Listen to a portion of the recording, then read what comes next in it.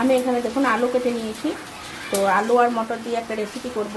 তো কড়াইয়ের উপরে দিয়েছি বাদাম, চীনা বাদাম, আর এর সঙ্গে আছে সাদা তিল আছে, ধনে আছে, মৌরি আছে, জোয়ান আছে, কালো জিরে আছে, আর এর সঙ্গে একটু মেথি পাতাও দেবো, আর ছোলার ছাতু দিয়ে এটা ভালো করে পেস্ট করে নেব।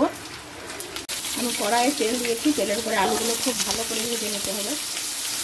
আলুগুলো অর্ধেক ভেজে নিয়ে দেখুন আমি আদা গ্রেট করা আর নুন আর হলুদ দিয়ে এটা ভালো করে ঢেকে ঢেকে একদম ভাজবো।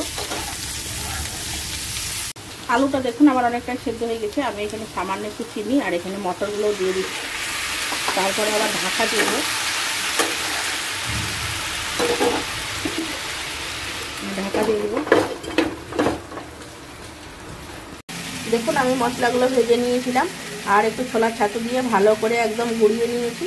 আর এখানে দেখুন আলুগুলো খুব সুন্দরভাবে সিদ্ধ হয়ে গেছে, তেলের উপর ঢাকা দিয়ে দিয়ে সিদ্ধ করেছি। এরকমভাবে মশলা গুঁড়োটা দিয়ে ভালো করে নেড়ে চেড়ে নেব।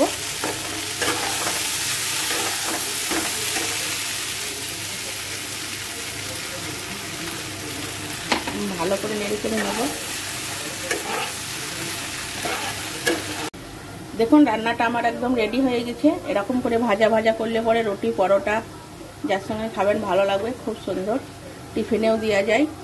তো আপনি এরকম করে সব খেয়ে দেখবেন, নাইলে আমাদের ঘর আসবেন, আমি করে খাওয়াবো। তো দেখুন খুব সুন্দরভাবে নেড়ে চেড়ে ভেজে নিয়েছি।